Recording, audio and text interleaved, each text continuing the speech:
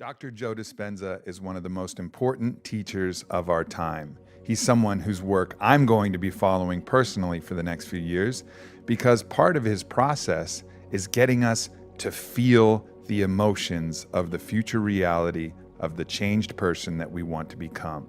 The podcast starts after he led me through one of his famous meditations in which he asked me to reach in and find that passion and gratitude for life, which isn't always the easiest thing for me, believe it or not. So enjoy the podcast.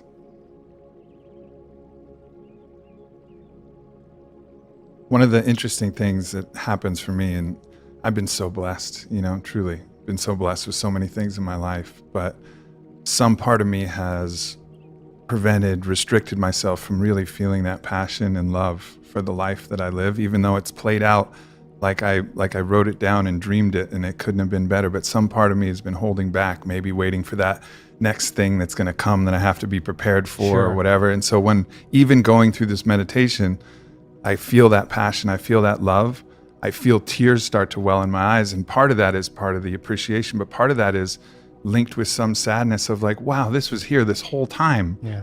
And I haven't been feeling it. Yeah. And that's a great moment. I think a lot of people, they are who they practice to be. So if you practice gratitude, then you will be grateful. If you practice like against all odds, opening your heart when no one else will, that's supernatural. And it gets easier to do it in situations that require less effort to do it. And I think that people like we'll have 1,000 people at this event coming from all over the world, and they'll learn how to do that. And if you're going to believe in a future, that you're imagining with all of your heart, it better be open and activated. And we actually measure. So we can say to the person, Aubrey, you're doing it. Or we could say, you're not doing it. And that's important to know because, for sure. Then you're going to pay attention and do it better, right? Yeah. I think that's one of the real incredible things that you've offered the world is that so it starts with this mystical understanding that isn't brand new. I mean, Jesus said, pray as if it has already been done, which is putting you in the state of gratitude rather than state of hopefulness and the state of, I hope this happens and I am, in this spot, but maybe later it'll be there. Pray as if it has already been done. So it's that mystical truth, but then you combine it with the pragmatism of how you practice it, along with the science of how you measure it. And now it's something for our time, like something for everyone that we can really grab a hold of. Well, I think first of all, science is the contemporary language of mysticism. I think, if you're studying the life of Jesus as an example, or Buddha, that was the language of the time, right? So here we are in a contemporary world, and science has become that language. So when you combine a little quantum physics with neuroscience and neuroendocrinology and psychoneuroimmunology and epigenetics, all of those different branches of sciences, the new sciences, point the finger at possibility. And in this particular work, I think that the more you understand what you're doing and why you're doing it, the how gets easier, because you can assign meaning to what you do. So then, this is a time in history where it's not enough to know. This is a time in history to know how.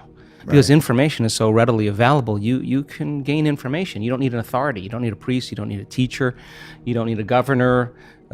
You can gain information without passing through some type of authority. And so people are empowered. And the next most practical question is, how am I going to apply this to my life? Now, when you learn new things, you make new connections in your brain. That's what learning is. But if you can't remember what you learned, then you haven't made any new connections that are sustainable or maintainable.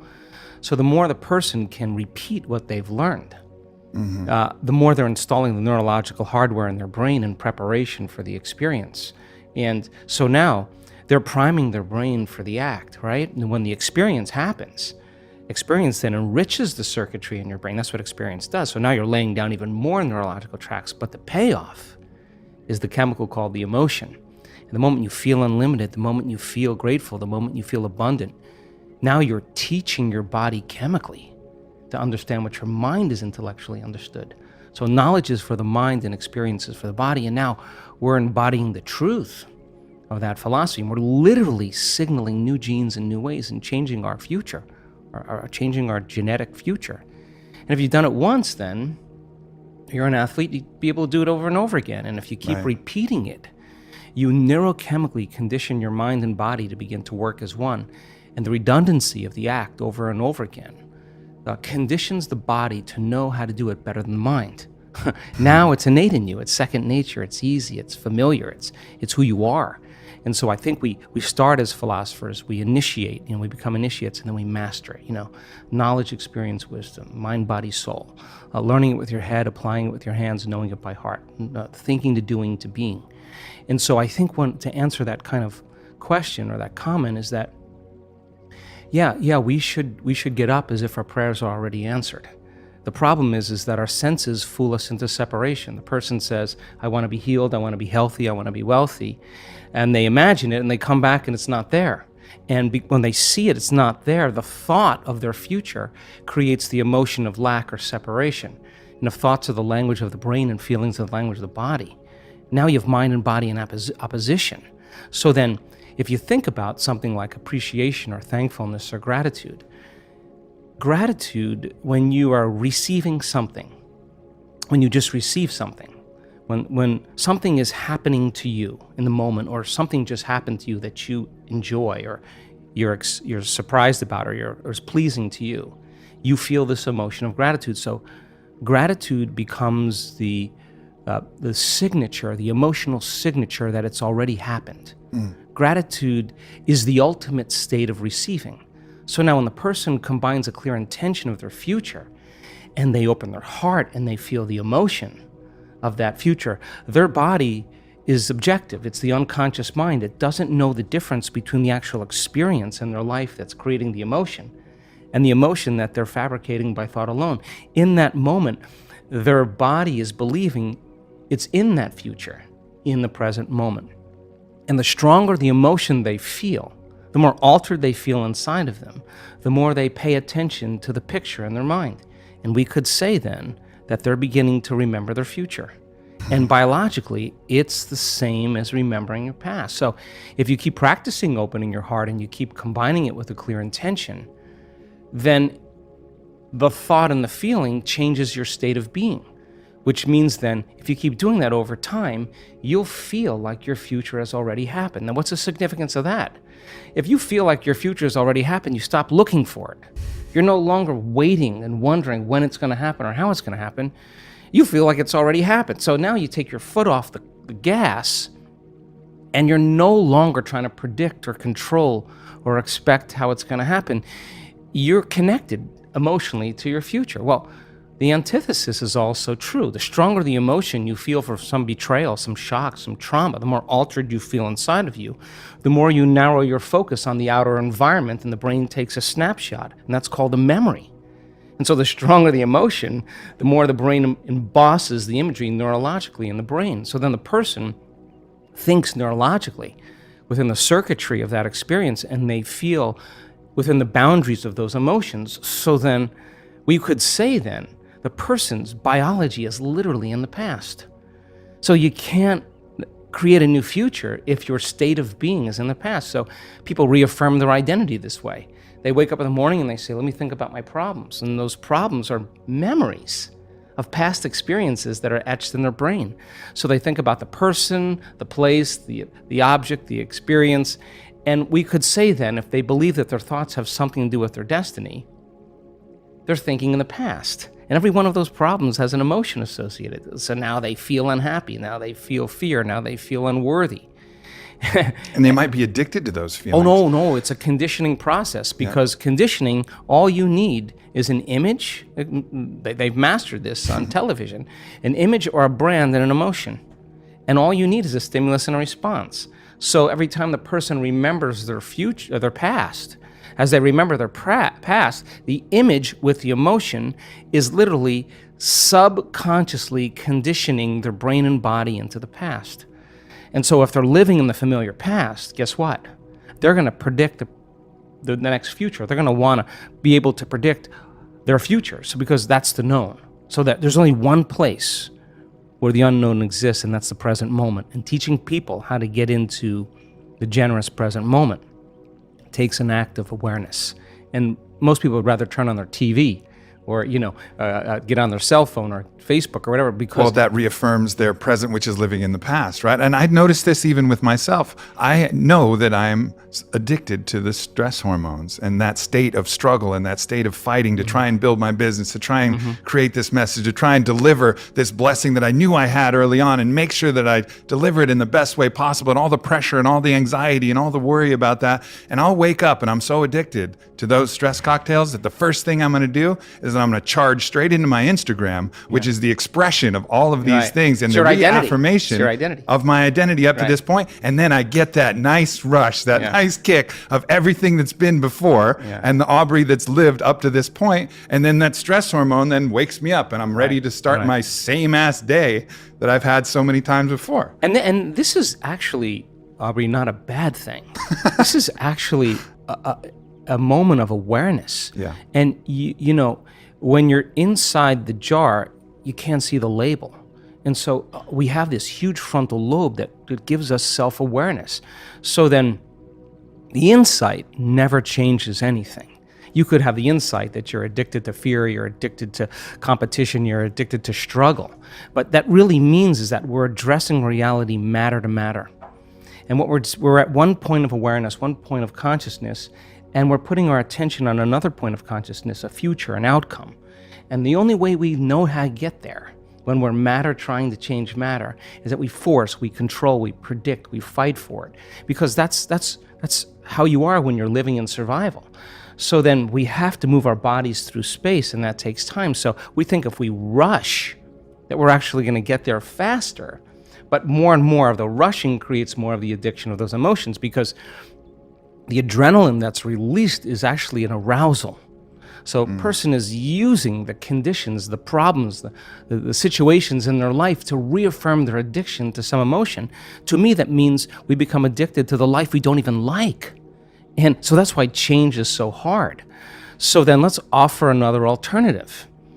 Well, when you begin to create from the field instead of from matter, the only way you can do that is you have to learn how to take all of your attention off your body and become a nobody.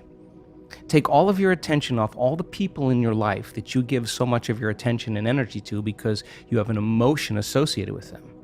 And get beyond all the people in your life and go from a someone to a no one. Now, if you've worked your whole life being a someone, or if you've been working your whole life thinking that you're your body, you're gonna have to work a little harder because that's your identity. That's what you're associated with. And it's a long time of conditioning that you have to unwind. And if this was easy, everybody would be doing it. So then you have to go get beyond all the things in your life, your cell phone, your computer, your car, and literally go from something to nothing. You have to take all your attention off the place you work, the place you live, the place you need to be, the place you're sitting, and go from somewhere to nowhere. You got to stop thinking about the predictable future and the familiar past and go right into the present moment and go from some time to no time. And if you do that properly, you become pure consciousness. And that's how you enter the field. Now, we've done the research on this. We call it getting beyond the self. Now, once you are pure consciousness, you're taking all of your attention off this three-dimensional reality. Now, where you place your attention is where you place your energy. So if you've taken all of your attention off of everything material, there's only one place you're going to wind up, and that is the immaterial realm called the quantum field, an invisible field of energy that unifies and connects everything material. So now when you're creating from the field and you combine a clear intention with an elevated emotion, and you're connected and you feel connected, the suggestion of an alternative way to create is that when there's a vibrational match between your energy and some future reality, you actually no longer have to go anywhere to get it. You're actually the vortex, and you will collapse space and time and draw the experience to you. Now that, to me, is a lot more fun because the experience is the unknown. You can't predict when it's going to happen or how it's going to happen, because if you can predict it, it's the known. So then you have to lay down the very thing you use your whole life to get what you want for something greater to occur. Now that goes against generations untold of conditioning and a lifetime of habituation, believing that we're trapped in this material world. And yet I can say to you without a doubt that once you understand that formula, and once you know how to create that kind of brain and heart coherence, the side effect of that is a change in biology, neurologically, chemically, hormonally, genetically. We've measured it. We've seen gene regulation changes in 4 days. More brain coherence, more heart coherence. Your brain's working better. You're trusting your heart. It's open. There's different chemicals that are released. Oxytocin suppresses survival centers, resets the baseline of a person's trauma or shock. Your immune system goes up. You lengthen your telomeres. We've measured that too. So you're changing the future of your body. You're extending your life. That's evidence, right? So we have the evidence to know that it could happen because we've measured it. But the real evidence is watching the testimonial of someone who says, I had stage 4 cancer. I was told as a 41-year-old woman that I wouldn't live for more than 2 months. And I have no evidence of cancer in my body at all. Or someone that's a physician who has Parkinson's disease that's tried everything from the medical route and has one transcendental moment, and their tremors and their pain are gone. And now they're chewing food, they're swallowing, they're blowing their nose, they're standing up on their own. That's energy affecting matter. So we have hundreds and hundreds of testimonials of people that not only healed their body, but created pretty profoundly magical things in their life. So you have evidence in the scientific world, you have evidence in the practical world, and evidence is the loudest voice right now. Yeah, it's necessary to overcome that bias of the rational mind that we develop to get us past these superstition, like the superstition stage where we were afraid of all kinds of things, and we relied on science to get us past that point where we could have something we could have faith in. And now that we can have the science that can harness the abilities and match up with the things that you're saying, that really empowers us to overcome that initial objection and allows us to empower our belief to actually reach that state. And the accelerator of that whole process is witnessing it. Because I'll stand on the stage. I did this just in our last week-long event in Cancun. And I watched a man stand on the stage and tell his testimony of his healing. I looked out in the audience. There wasn't a person in the audience that was thinking about anything else. They were witnessing truth right before their eyes, a miracle. Now, you see that and you look at the person, it doesn't look like a movie star, doesn't look like a vegetarian, doesn't look like they're buffed, doesn't look like they're different than anybody else. They just look like an average person. And the most common thought that happens when you witness that is, if that person can do it, so could I. And that drops the belief right away. You cannot go back to being the same person after you witness that. It's impossible. You're witnessing that type of transformation.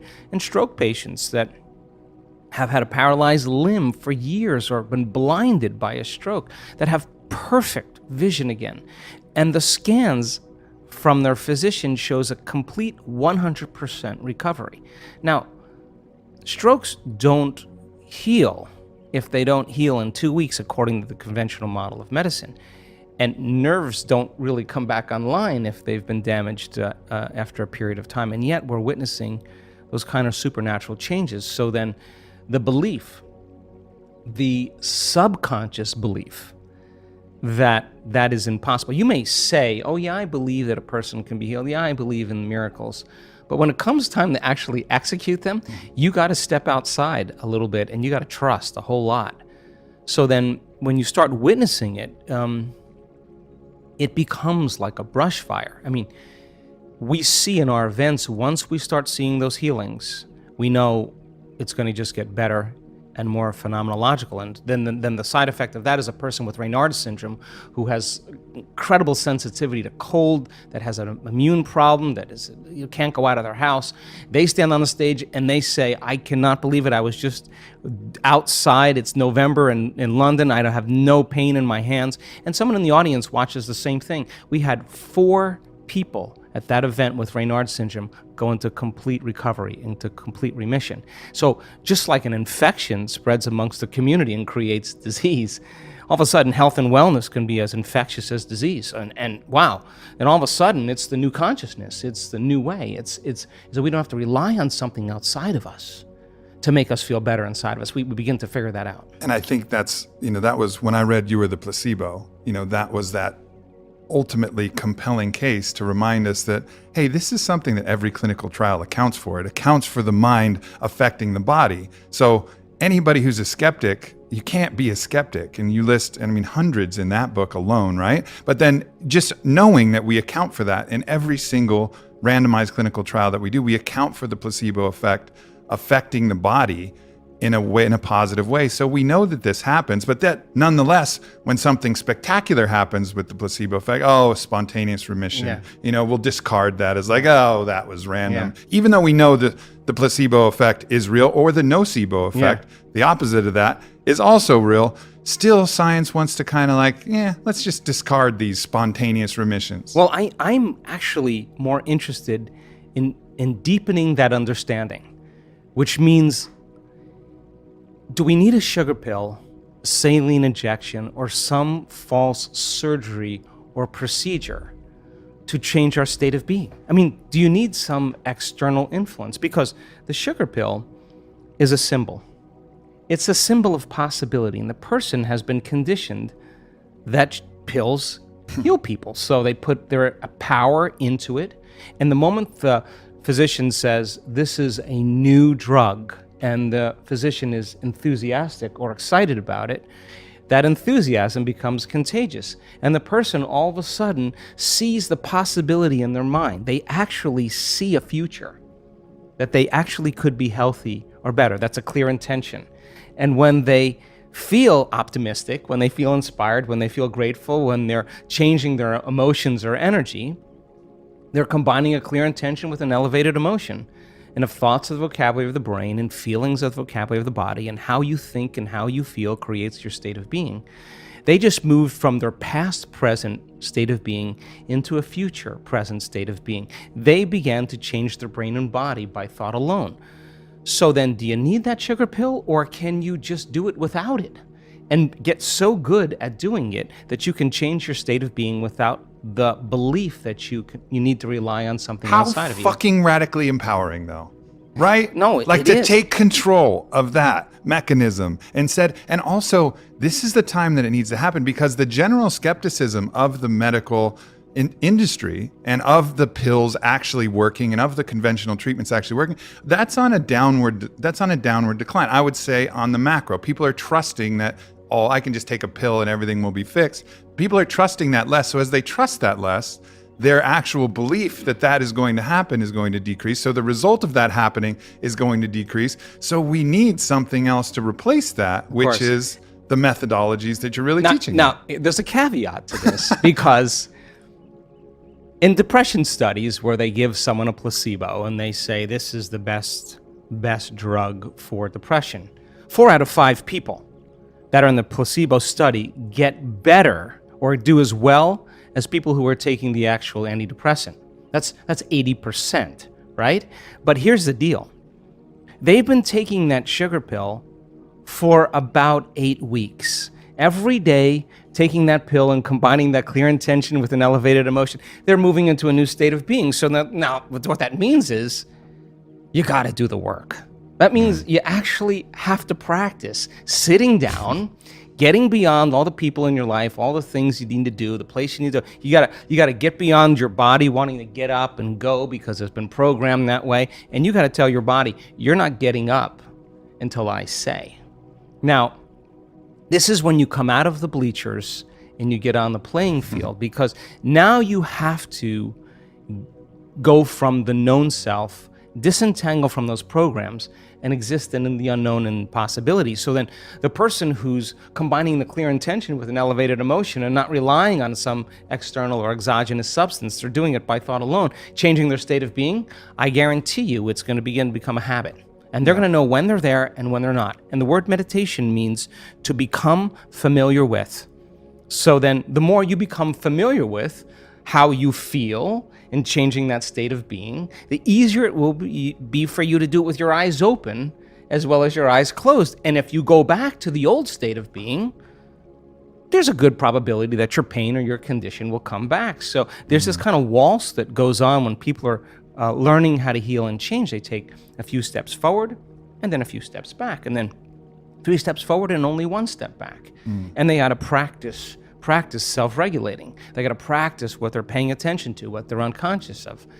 And if you stay with it for a long enough period of time, all of a sudden now the person reaches a point, we've measured what happens, where their chemistry changes so dramatically that they're literally in love with life. Now, imagine what happens when oxytocin is released in the quantities that we see. Oxytocin signals nitric oxide. Nitric oxide signals a chemical called endothelial-derived relaxing factor, and that's a big word or set of words that just means a chemical that signals the arteries in your heart to literally expand. And when they expand, you're getting more blood flow in there. And just like when your sexual organs are aroused and there's blood flow in there, now with the same intensity, you're going to feel it right in your heart, and it's going to be way bigger. And now the person's heart is wide open. So here's the question. A person feels those emotions. Do you think they're going to want to judge somebody else in that moment? You think they're going to want to hold a grudge? They're not going to try to forgive. They're going to feel so amazing. They're not going to want to lose this feeling, and they're just going to say, "I forgive you. I'm not going to give this feeling up because of you." Now that's the side effect of true transformation. The side effect is a greater level of consciousness. The side effect is a greater skill set in life. And I think that when you start getting good at this, then all the things you thought you wanted, you no longer want, because when you're creating more brain and heart coherence, you feel more whole. And the more whole you feel, the less you live in lack. So how could you want many things if you feel whole? It feels like you already have them. And that's actually when you start to see those wonderful miracles, those synchronicities, those serendipities, those coincidences happening in a person. Those are experiences coming to them. That's the field dropping breadcrumbs saying, keep going, keep going. And there's a synchronization between that person's energy and their future, and the side effect of that are signs. And that's when it gets to be exciting, because every sign does what? It creates an enthusiasm and excitement. And you're kind of going, hey, there's another sign, I'm going to go do it again. So now you're not going, oh, I have to meditate today. Oh, jeez, I got to create my life. You're looking forward You're to like, oh my God, I don't want the magic to stop happening. I'm going to get into it. And every synchronicity creates that elevated emotion, and you use that energy for the next creation. And people climb out of their lives, climb out of their pasts. Yeah.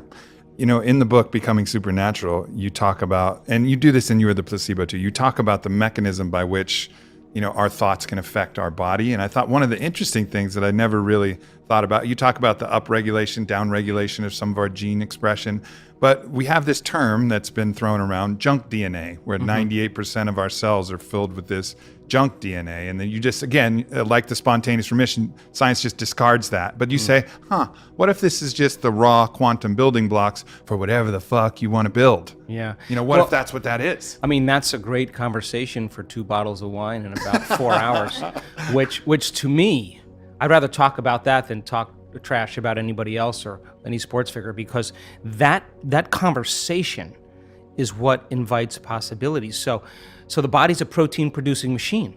Every single cell in your body, except red blood cells, makes proteins.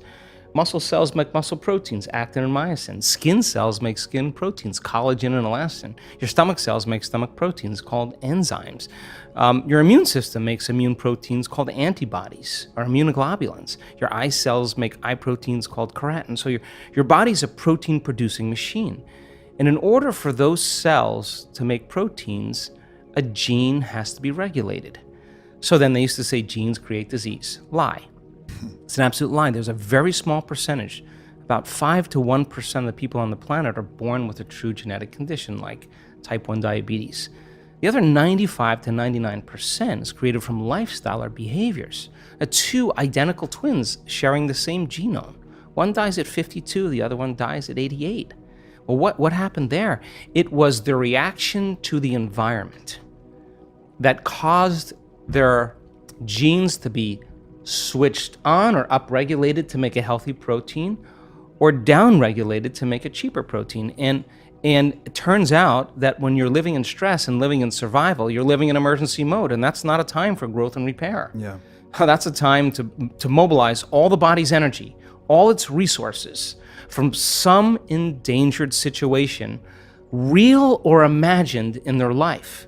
So if you're living in emergency mode for an extended period of time and you keep signaling that gene, well, my goodness, it makes sense then that over time the gene's going to begin to wear out, just like taking a copy of a copy of a copy of a copy. Sooner or later, you're going to start making a cheaper protein. So the expression of proteins literally is the expression of life.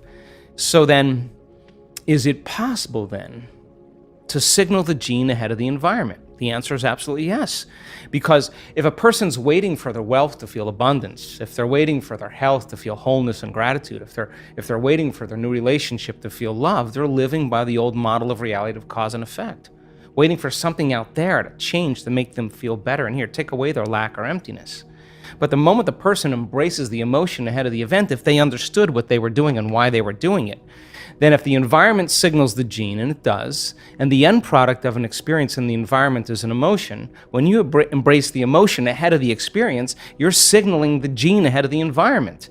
And if genes make proteins, and proteins are responsible for the structure and function of your body, you begin to become that very person. So it's not our wealth, it's not our health, it's not our new relationships, it's not the things we accumulate, it's who we become. Yeah. So we overcome the old self, which takes a great act of will and awareness, and we become somebody else.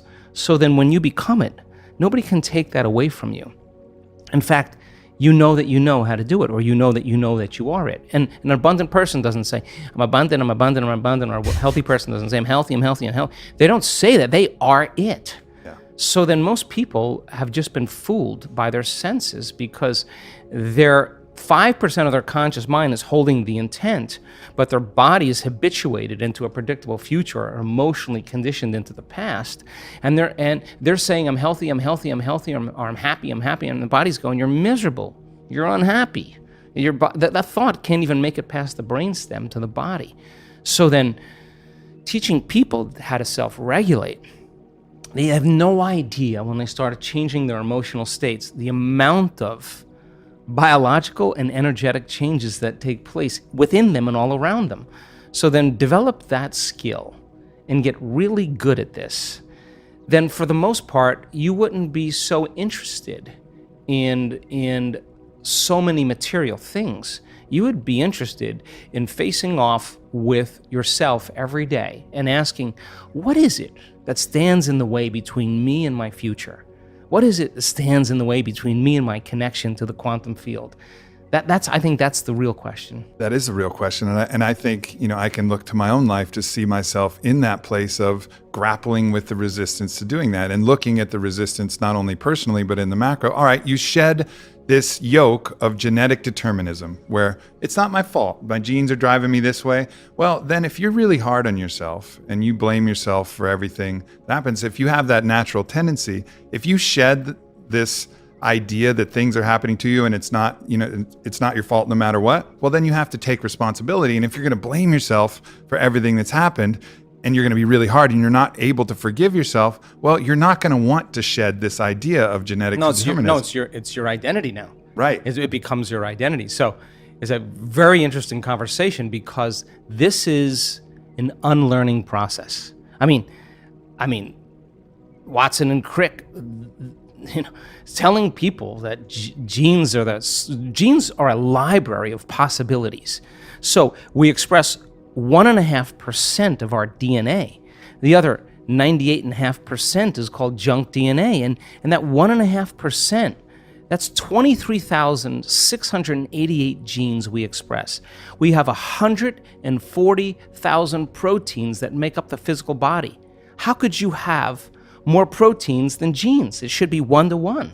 Because on one gene, you can have thousands of variations depending on the signal. So I hypothesize that other 98.5% has to be signaled by electromagnetism, that the receptor sites on the outside of the cells are hundreds of times more sensitive to energy or electromagnetism than they are to chemistry. Chemistry is a downward causation. So imagine the person elevating their energetic state. Well, they are going to literally select and instruct new genes, and those genes may be the ones that create more significant and faster changes in the body. I mean, how do you explain a person in one meditation that's blind that comes out as now seeing?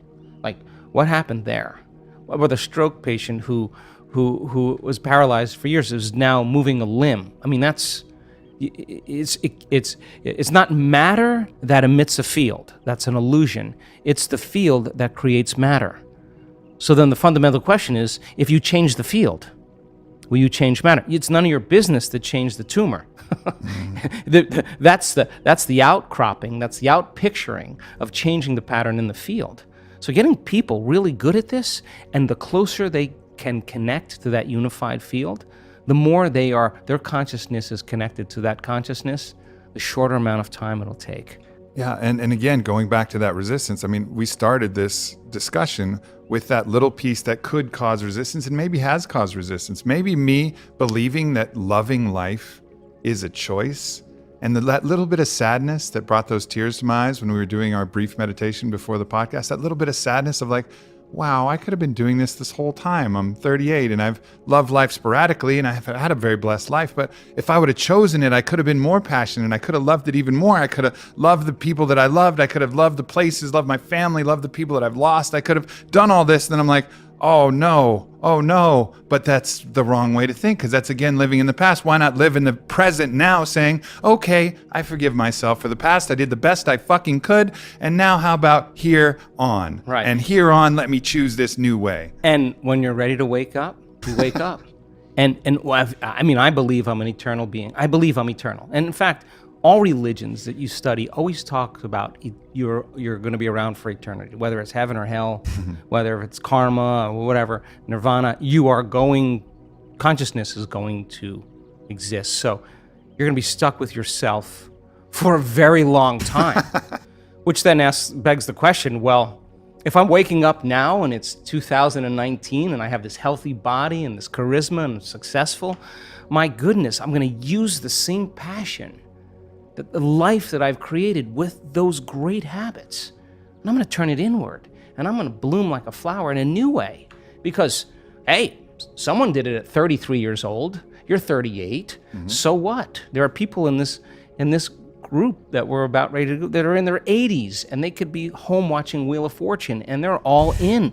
And you can't tell me you're too old to do this work. We have people in their 80s and a few in their 90s. I've seen their brain scans, and they know how to do it. And you know what? They're happy. You can't tell me you're too sick to do this work any longer. We have really, really sick people that have reversed very serious health conditions and even genetic disorders that there were no solutions for in medical science. And there were days that they doubted themselves. And there were days that they didn't feel like doing their meditations. And there were days they were in so much fear because the doctors told them they were stupid and they were going to die. And there were days they could have excused themselves and said, I have too much going on, I'm too busy. And they could have excused themselves and not done the work. But guess what? They did it anyway. They overcame the conditions in their environment. They overcame their beliefs. They overcame those programs, the conditioning. They overcame their body. They overcame their fear. Their love for life started to become greater than their fear of death. That's just because they made the effort to turn the battleship around. And you can't even tell me that you're too overweight or too underweight or too out of shape. I've seen it on all shapes and sizes. You can't even tell me that you never meditated before. In fact, many times people who have never meditated before have the most profound readings because they're not trying to do anything or expect to do anything or doing it their way. They're just following what you tell them to do. And in their innocence, they run right into something really big. So what? At 38 years old, practicing this, you could say then my new goal is to live for 150 years in a body that's 38 or 48. And we're measuring telomeres. We have people, many people, their biological age is way different than their chronological age. They don't care that they're 38. Their body tells them they're 28. And why? Because they're working with down-regulating genes for disease and up-regulating genes for health every day. Why? Because they understand that they can. And if you don't understand that you can and you're ignorant, then it doesn't work.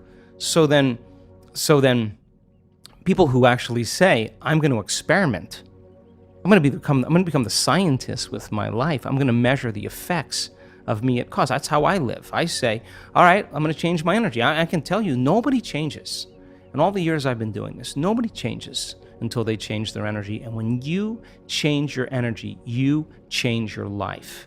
And why not every day, instead of getting up and searching for your cell phone? 86% of the people that have a smartphone, the first thing they do when they wake up is they do their WhatsApp, their text, their Facebook. They take a picture of their feet, they post it on Facebook. Then they do their Instagram, take a picture of their cat, and then they link in and they check one email, the other email, they check the news, and now their attention is on everything known in their life. They reaffirm their identity, and then they go through all those routine behaviors. 95% of them, they're not even present and conscious of. There's just a group of them. Or they're remembering their problems in their past. That's how they start their day. And don't expect anything in your life to change if your environment is controlling your feelings and thoughts. And if your environment is controlling how you feel and think, and I say to you, Aubrey, why are you so upset today? Oh, well, this person is upsetting me. What you're really saying is that person is controlling your feelings and your thoughts, and that means you're a victim to your environment. Well, to turn that around and you start realizing your feelings and thoughts create your environment, and you start seeing the effects of you at cause, you're going to react less to the people in your life, because you're going to understand that you'll be back to the victim consciousness. And when you start seeing that you're creating outcomes in your life, you're going to believe more that you're the creator of your life and less the victim of your life. And I say, the more you practice it, the better you get at it. What do you tell people who struggle with that assertion of will that needs to be there to overcome the addiction to being yourself, right? Like, if there's someone who believes what you're saying, like, yeah, I get it, but they're still finding themselves not quite stepping up to the plate to put that phone down, to go through that meditation, the first thing, to break the habit of being themselves, but because they're addicted, they just don't have that will. Like, what do you say to them? I say, come to a week long. We'll take care of you in a week. Right. I mean, we'll take care of you. There's so many times the husbands get dragged to these events with their wives, and they're sitting there like, by the third day, I'm their best friend, man. Their heart's wide open. They're healed. Crazy stuff happens. And look, it's a movement now. I'm waking up in my dream. I honestly, Aubrey, never thought that I would witness what I'm witnessing in this lifetime. And there's a new consciousness emerging. There's something happening where people are latching on to their own empowerment, latching on to their own unlimitedness. And it's becoming very contagious. So the person, I used to golf a lot with my friends, and I used to say to them, I'm a decent golfer, but I'd say to them, I'm just not good enough to get upset. I'm really not. But I'm going to have a lot of fun, and I'm going to play, and the more fun I have, the better I play. I watch, you duff a shot, and then you start getting angry and frustrated. It's the same thing. Yeah. That's your game is you're gonna make the same mistake on the next swing because your emotion is keeping you in your past. So you got to make a choice to self-regulate or not. And the ones that get right back on, that have ice water in their veins, that can settle down and refocus again, yeah, those are the ones that execute really well.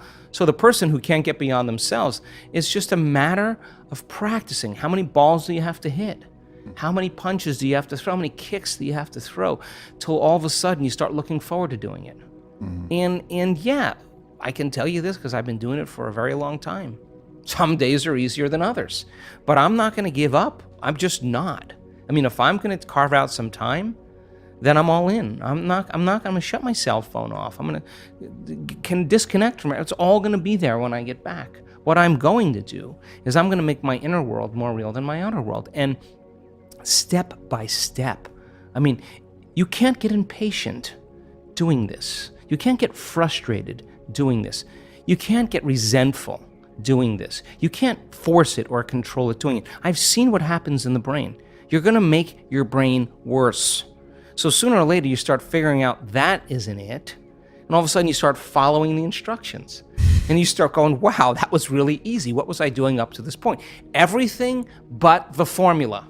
You were doing everything else but the formula, doing it your way, analytical mind telling you to quit, it's too hard, you'll never get it. Yeah, those are the exact things that are standing in the way between you and your future. And every time you become conscious that you do that and you settle back down, that's a victory. Every time your body wants to get up and check an email or check the cell phone or get up and get a cup of coffee and you settle it down, you're telling the body it's no longer the mind, that you're the mind.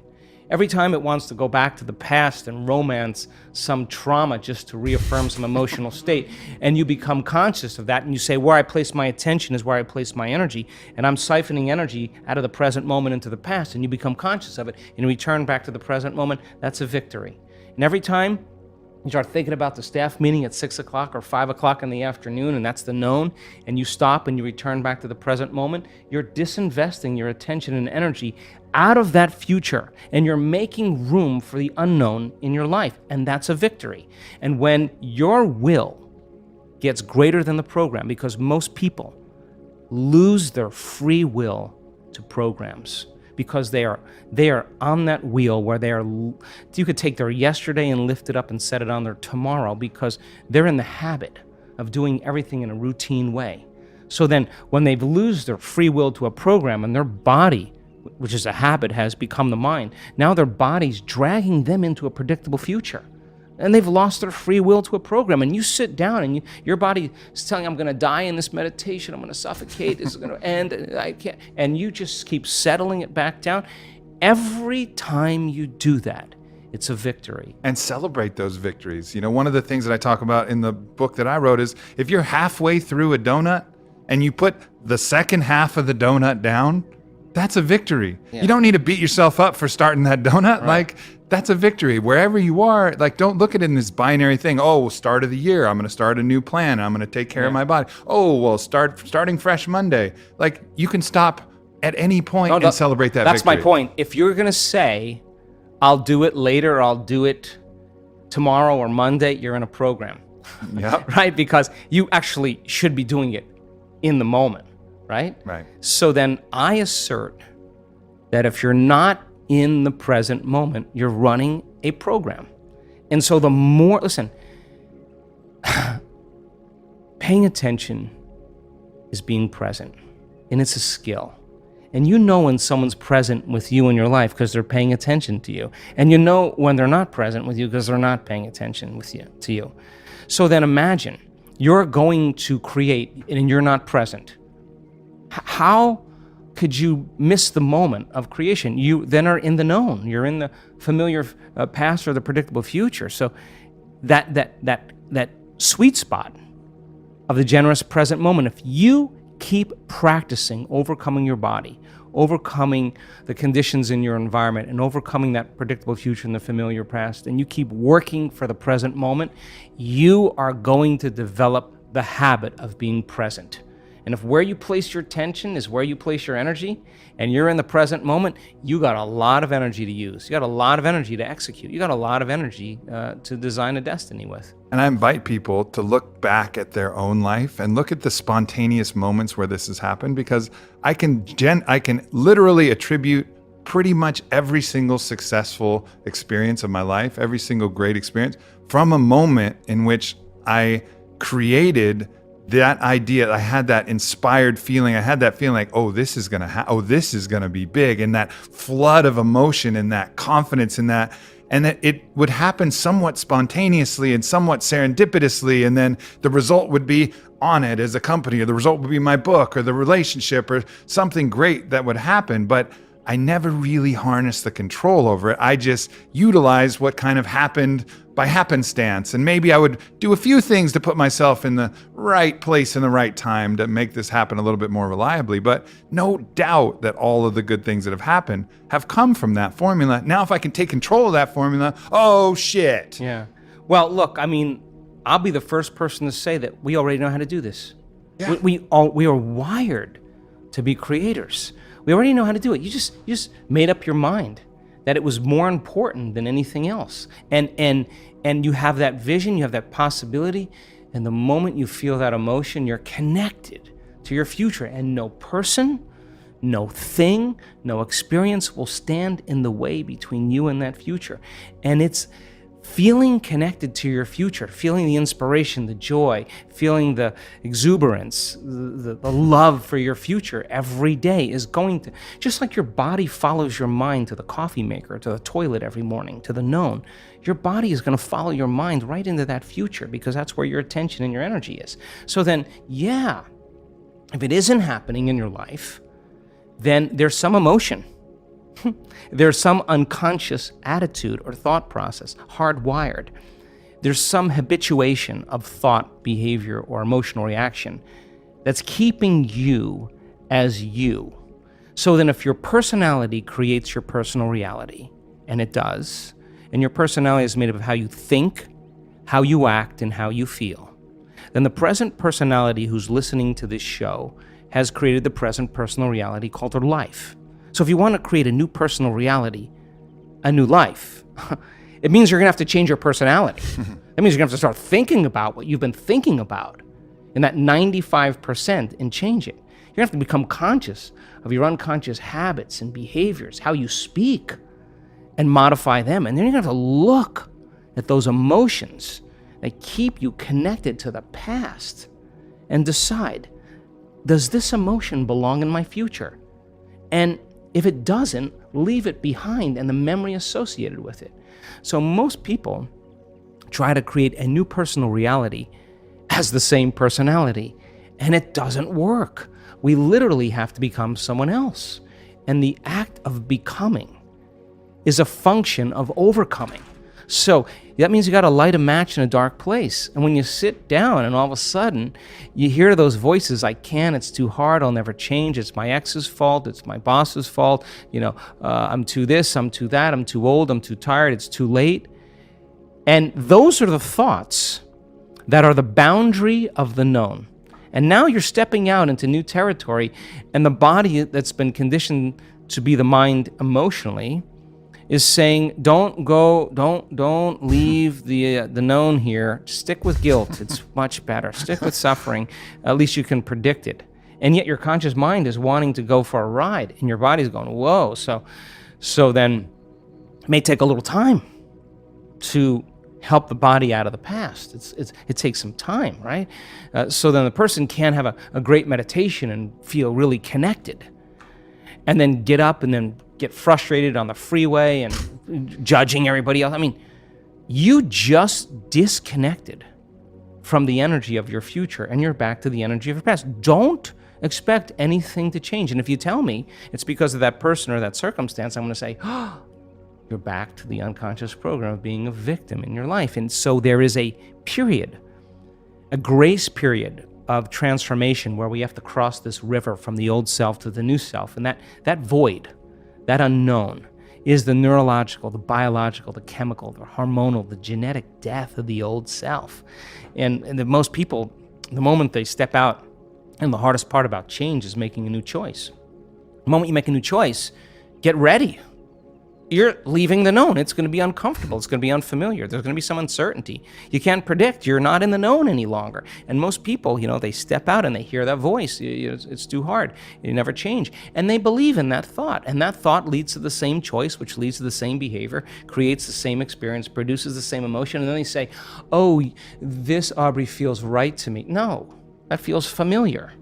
So then, if you're becoming conscious of how you speak, you're sitting in your meditation and you're becoming aware of how you act, that you complain and you blame and you make excuses, you feel sorry for yourself, you judge other people. Now you're conscious of what you were unconscious of. That's a victory too, because consciousness brings awareness, and there's an energy that goes along with that. And now all of a sudden, you're not in the program.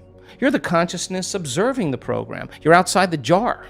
You're objectifying your subjective self. You're seeing yourself through the eyes of someone else. And then when you look at those emotions and you say, my goodness, I didn't even know it was guilt. This is how I always feel. I didn't even know it was guilt. Now I know. All right. Well, now that you know, you can't not know. So then what are you going to do? You're going to live with the knowing that you're a victim, or you're guilty, or you're suffering? No, the insight isn't going to do anything until you initiate some type of change. So then You say, I'm going to stop blaming, complaining, make excuses, feeling sorry for myself, judging other people. Now you're in the river, and there's a tug for the brain and body to go back to the familiar past. And every day, if you just work on practicing and changing it, you will go from one state of being to another state of being, and you will begin to think differently. What thoughts do I want to fire and wire in my brain? That's a good question. What behaviors do I want to demonstrate in one day? The act of closing your eyes. As an athlete, you know this, and you begin to rehearse in your mind, mentally rehearse what you're about to do, begins to install the neurological hardware in your brain to look like you've already done it.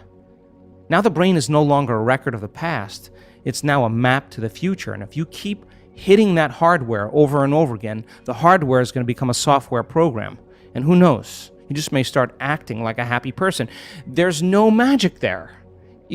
You're actually following suit of how you primed your brain. And it's no different than training in any sport or dancing the salsa or whatever you do. A lot of this podcast is about manifesting your future reality. But one of the things about that is sometimes it takes some time. And sometimes when you're impatient and you want to manifest something like being really swole, well, that's why we have Total NO from Onnit. This is a product you can take right before your workout, and that very same workout, you're going to be more swole. Like, that's the point of total nitric oxide. It enhances the blood flow, improves your performance, and if you're looking for aesthetics, it's ridiculous. This is the best nitric oxide formula I've ever tried. You can get it at onnit.com/Aubrey. I encourage you guys to try it out, not only for the performance, but for how you'll look and how you'll feel. And again, this is like manifestation, but like the immediate version. So I hope you enjoy it, and I hope you enjoy the rest of the show. And then here's the toughest part. The toughest part is, can I teach my body emotionally what that future feels like before it happens? Now, that sounds really easy, but when it comes down to feeling gratitude before the experience, most people go, yeah, I gotta go. Didn't really feel it, you know. But the person who says, I'm not getting up, I'm just not gonna get up until I open my heart to life. Now, to me, that's a willingness. So then as they trade guilt and suffering for joy and freedom and inspiration and a love for life, and they're doing it without relying on anything outside of them, they're going to be more prone to no longer need anything outside of them to make them feel that way. They're going to feel that way naturally, and then everybody's going to be really suspicious, like, he changed his medication. Ooh, he's doing something. He's not telling me. You know, you're going to show up unpredictable in your life, and that's when we begin to become outstanding or supernatural or extraordinary. But you can't take any of that with you to become someone else. And if someone says to me, well, I really can't do it because I've had this experience 22 years ago or 30 years ago, I'm going to say to you, that event had such a strong emotion that you haven't changed since that experience. And forget about the experience. Just overcome the emotion, because the memory without the emotional charge is called wisdom. And that's why we're here. So then you can look back at the past and you can say, wow, I learned something really great. I'd never do that again. And by the way, when the experience finally lands in your lap and you prove to yourself how powerful you really are, that you created something by thought alone, and that event comes in a way that you never expected, that surprises you and leaves no doubt that what you were doing inside of you produced an effect outside of you, and you are exuberant and you feel worthy of life and feel grateful to be alive, that you are in love with the moment, you will look back at your entire past in that moment, I swear, and you will not want to change one thing in your past because it got you to that present moment. And that's when it was all worth it. That's when it all makes sense. Now you're free from the past, and now you're not thinking about the past any longer. You're believing in your future more than you're believing in your past. You're more in love with your future than you are with your past. I think in hindsight, it is often easier for us to have gratitude for those things that have happened. The challenges have always created the greatest results in my life. Many of the times, these things that were hard and these things I was afraid of, when they actually came to pass, the adaptation that those created, I can be incredibly grateful for. But then the skill then is to have that hindsight practice as your foresight practice, so that when you're looking ahead towards the future, you're knowing that whatever comes to you in the future will also be just like everything that's happened in your past and something that you're ultimately grateful for. And if you can get that skill, then I think you're really on the canoe in that river, and you're really navigating that well. And the cool thing about that is that if you truly practice like that level of gratitude or embracing the emotions of your future, you're literally, if you understand, you're changing your gene expression when you're doing it. You're strengthening your immune system when you do it. All of a sudden, you start to see all these fundamental benefits that are a side effect of your efforts. It's going to become something that you want to do all the time, something that you look forward to. And I think that that's why we're here. I think, and when you truly get to that point, like it's an unlearning. We're hypnotized. We're conditioned into believing we need a reason for gratitude or joy, and consumerism makes it really clear, right? Until I get that, I'm this. But what if you've been creating, and every time you have the thought of your future, you've done it so many times it makes you feel like you're connected to your future? Well, that's a conditioning as well. If you have the thought of your future and you feel the lack that it's not there, then you're back to the victim, right? But if you can have the thought, and the thought actually produces, just like fear, the thought of something terrible happening in your life creates the feeling of fear, the thought of something wonderful in your life creating the feeling of gratitude. Then when you think about your future, you begin to emotionally condition your body into that future. Now here's the payoff. Thoughts are the electrical charge in the quantum field, and feelings are the magnetic charge in the quantum field.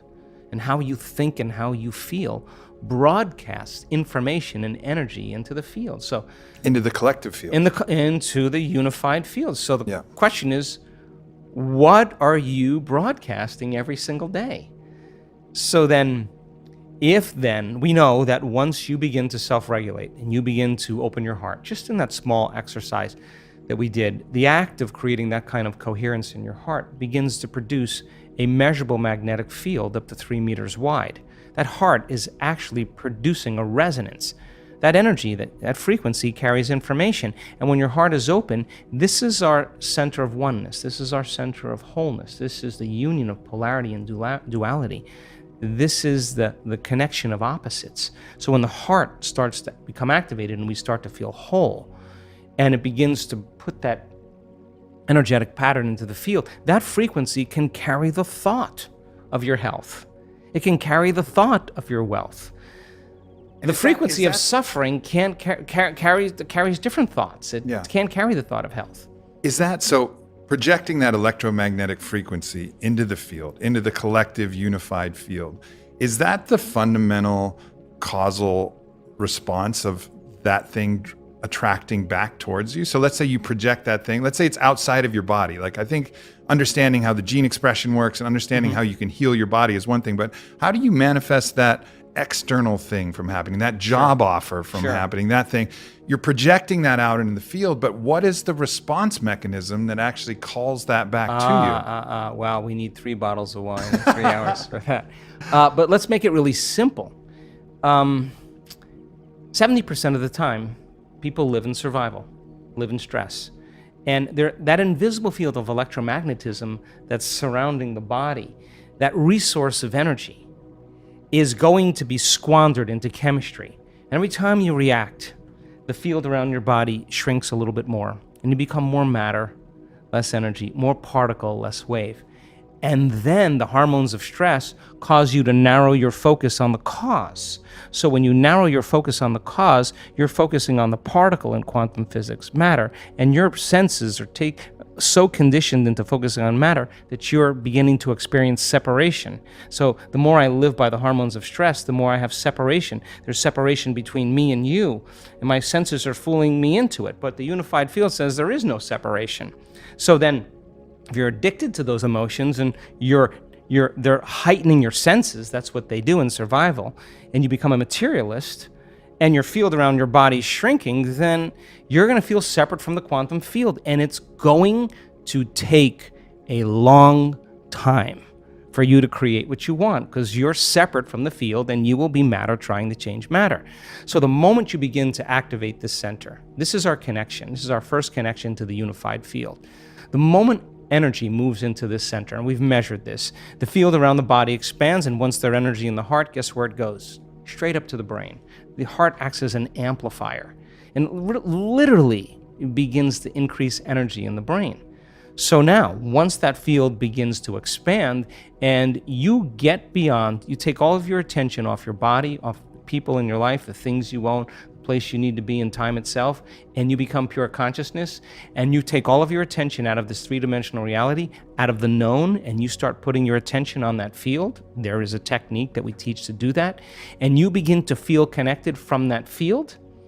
Now, the faster the frequency, the higher the emotion you feel, the shorter amount of time it's going to take for it to appear in your life, because the faster the frequency, the closer you're getting to oneness and wholeness. So then when you teach people how to get beyond all of the elements in this three-dimensional reality and begin to open their heart, that frequency is their connection to the field. The moment they open their heart, they become more energy than matter, more wave than particle. And now that becomes the amplifier that begins to generate a whole new set of thoughts, a whole new consciousness. And that heart center then makes us want to serve, makes us want to take care of one another, to inform one another, to help one another, to give to one another, to heal one another. That's what creates unity. We know this to be the case. We've taken 1,000 people in a room. We've set 50 people in the front of the room wearing HRV monitors, heart rate monitors, and we've told the entire audience to move into heart coherence and brain coherence and have the intent for the greatest good for the people sitting in the front of the room. And in a matter of seconds, all their hearts go into coherence at the exact same time, in the exact same day, in the exact same meditation. They're being influenced by energy, and their autonomic nervous system is being entrained to a new frequency. So imagine then, you begin to change your energy, you begin to affect many people in your life. And those people don't have to be right there next to you where you're touching, because when you put that intent out, we're all so much more connected than we all ever believed. And we are connected. We are connected. We are connected. And that now you're creating from the field. So imagine then, if you're feeling connected to all possibilities, then it makes sense then that once you're connected, you don't have to worry about how it's going to happen or when it's going to happen. It's none of your business. It's like your consciousness is already communicating with the consciousness of all of the collective consciousness around you, which we're all connected to ultimately. And the closer you get to source, the more you can surrender and go deeper, the more connected you are. Then how it plays out in three-dimensional reality, leave it up to the greater mind and just live as if your future has already happened. Try it out. I mean, see what happens. Yeah. So there's some parts where this starts to get into that kind of the weird territory here. And I want to take a little time here at the end to talk about this. And you mentioned it in your book, and I've heard from people who've been to your workshops. Some people who get into really slow delta frequencies start to have very mystical experiences. You've talked to yourself about, you told the story of one experience where you actually visualized your pineal gland and the mouth of it opening up and spilling out this frothy white thing, and you stopping time and understanding and seeing time. And these are the classic psychedelic experiences that we use other different compounds to get to, but you're reaching that state in meditation through your practices, through your visualization, and some very interesting things are happening. Sure, yeah. Well, first of all, if we have those receptors in our brain, it must mean our brain is capable of making those substances.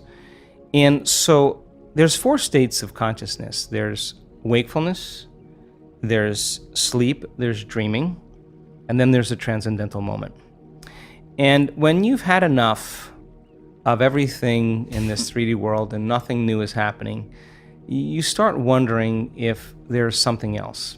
And so for me, you have a few mystical moments when you're a kid or in your early part of your life, and you start chasing that experience. And so for me, I wanted to understand if there was a bridge between that world where there are infinite number of dimensions in this three-dimensional world that we live in. So my interest in explaining this mystical science of the pineal gland is really thinking of the pineal gland as the brain's radio receiver.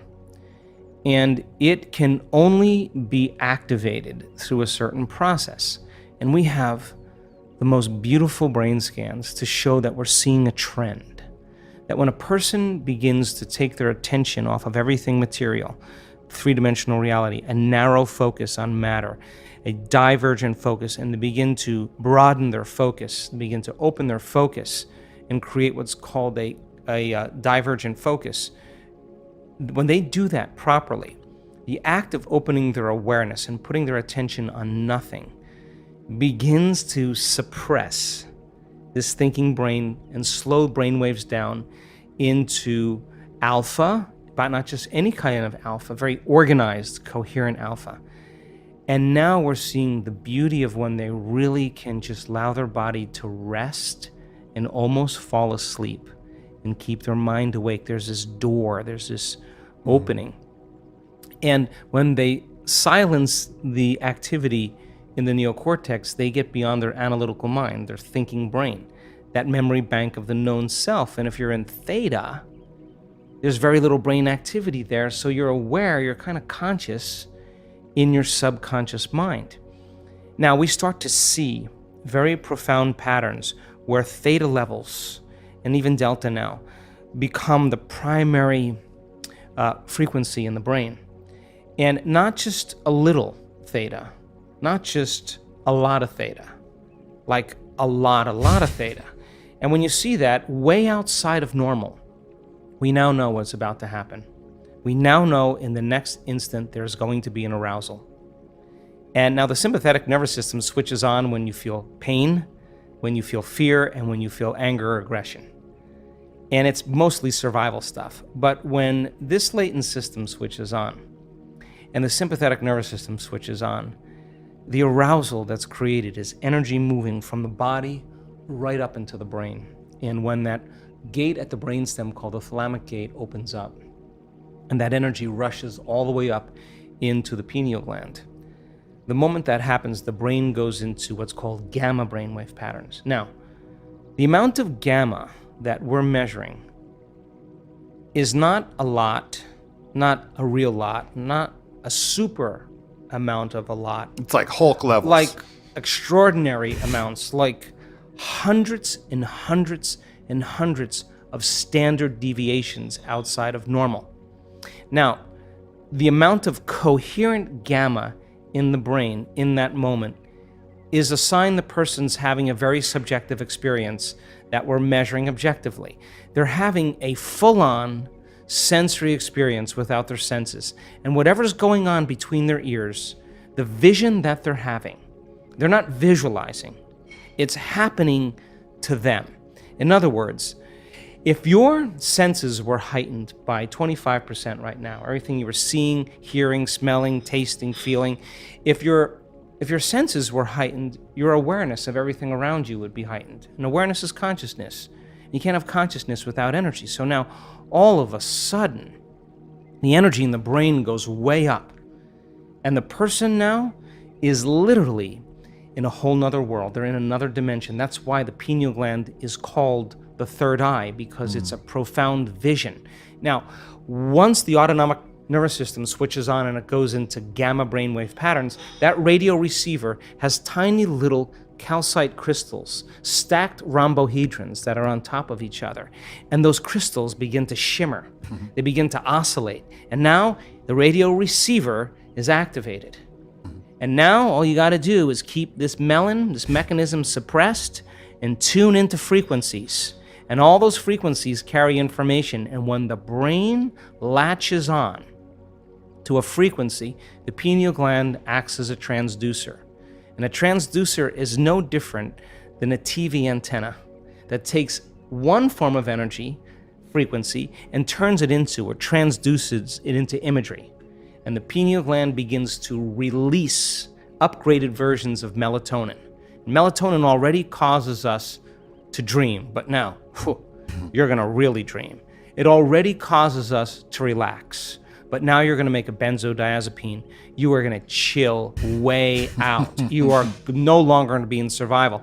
The melatonin is already an antioxidant, but you're going to make two of the most powerful antioxidants known to man: anti-cancer, anti-aging, anti-heart disease, anti-stroke, anti-neurodegenerative, anti-inflammatory, antimicrobial. 2 molecules release the same chemical in the brain that hibernating animals produce. No sex drive, no appetite, no preoccupation with the outer environment. That means you move out of survival, the body goes into stasis. The body can dream for as long as you want.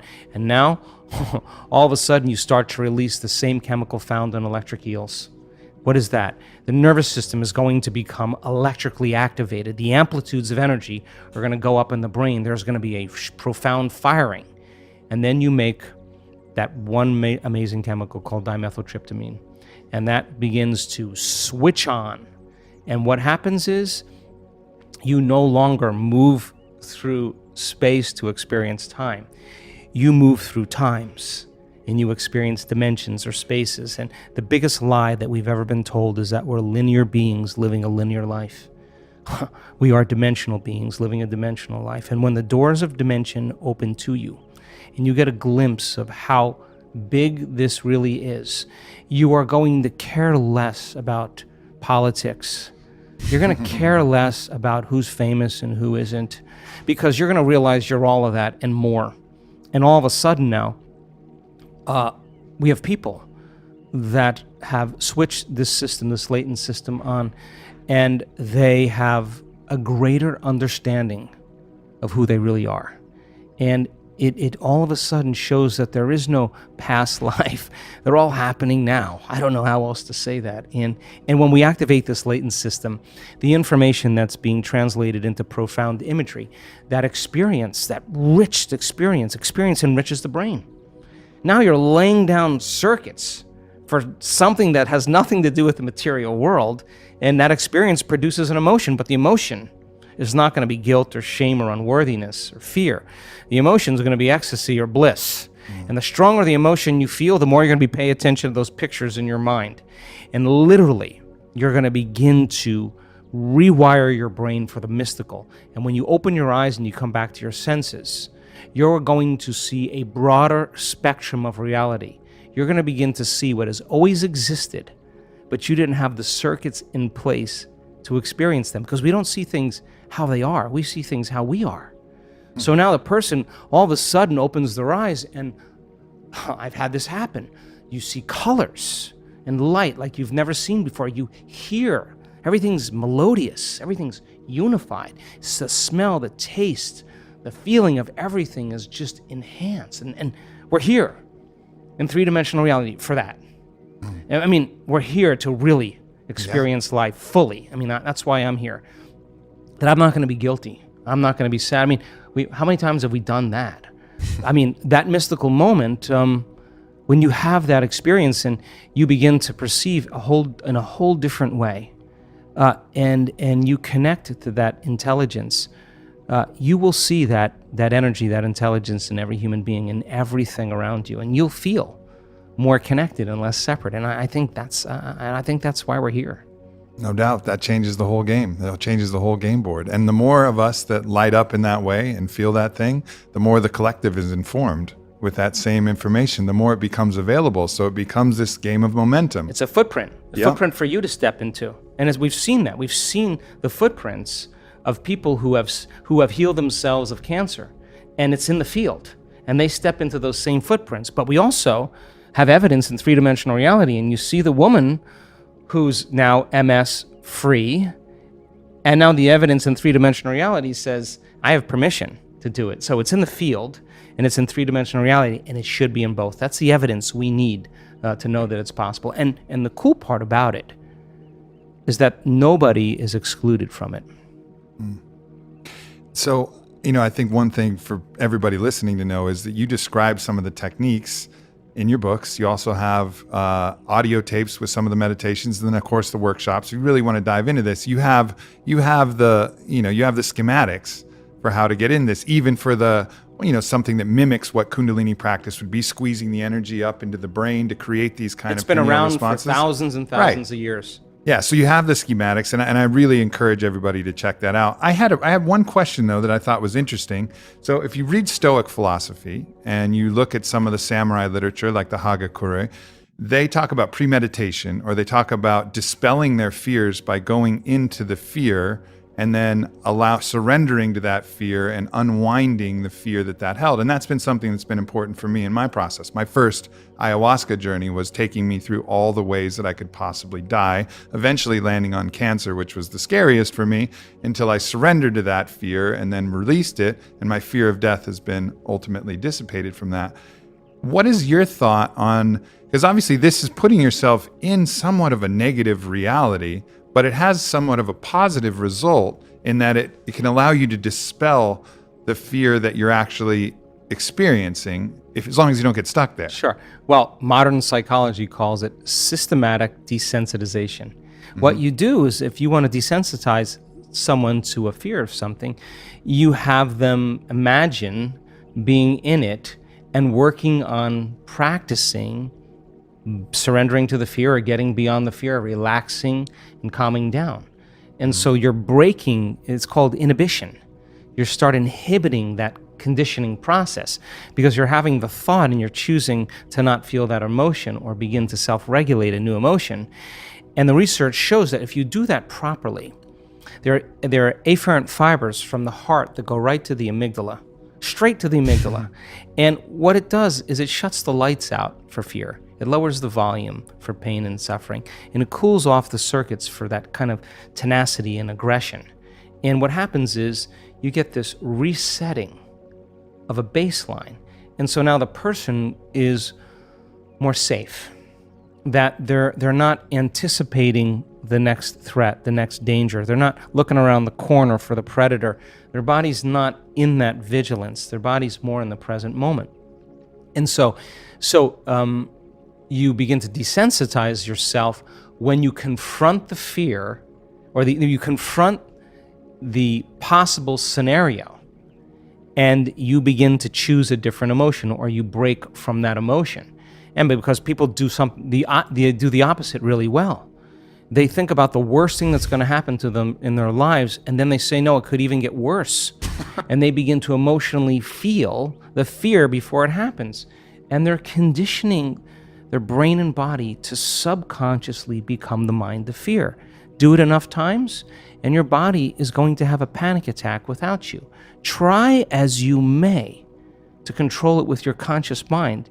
You won't be able to, because you programmed it subconsciously. And then you start worrying about the next time it's going to happen, and it's that very, very state of being that begins to create the next one. And so then the doctor says it's chemical imbalance in your brain. It's a hardware problem. Well, the insight doesn't change anything. And when you have that first panic attack and you're in the supermarket, the moment you feel that change in your inner state, you're looking around to see in your outer environment what's causing it. And you think it's an airplane or it's a supermarket.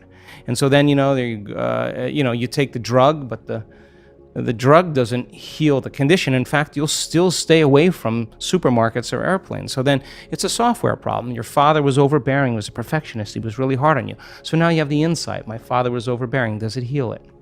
No. So then you go to the psychic. The psychic says that you were burned at the stake in the 1500s. You were a charismatic Christian in the south of France. Oh, yeah, now you start reaffirming it. Yeah, this is why I am this way. Or Mercury's in retrograde. Really? 93 million miles away, some planet is controlling who that's what's reason for my fear. People will come up with all kinds of reasons, but sooner or later, you're going to have to confront yourself. We have hundreds and hundreds and hundreds of brain scans of people who have had anxiety and that just don't have it anymore. These are professionals. These are dentists, engineers.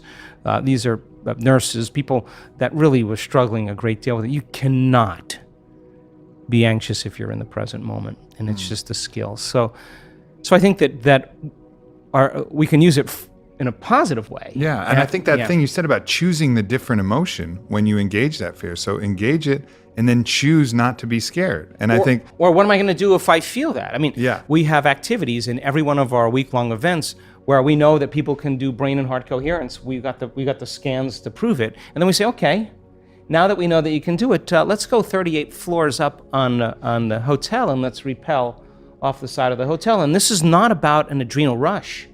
This is actually about the opposite. We got heart rate monitors on them, and this is the moment. This is a moment when you're standing up there. Can you breathe? Can you stay in your body? Can you relax? And the more you rehearse, I always say to them, what are you going to do when you get up there? Because if you don't know what you're going to do up there, you're going to throw a program in there and you're going to get fearful and go unconscious. But if you can stay conscious and you're reviewing what you're going to do and you start practicing, you're priming your brain and body for that experience. So what's the significance of that? Overcome that in brain and heart coherence, you'll walk into your life and you'll use the same thing in the same circumstances when you're faced with fear in your life, and you won't be gripped by it.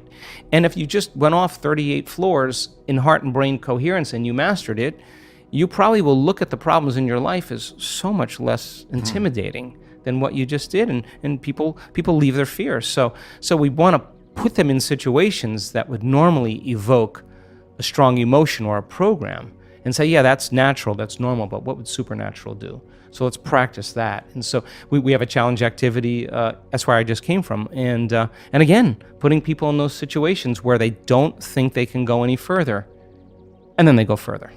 And that's what we want them to do, because going further means they're going against thousands of years of programming, thousands of years of fear and conditioning. And when it happens, they're liberating energy. And that's available energy for them to heal with. That's available energy for them to create a new life with.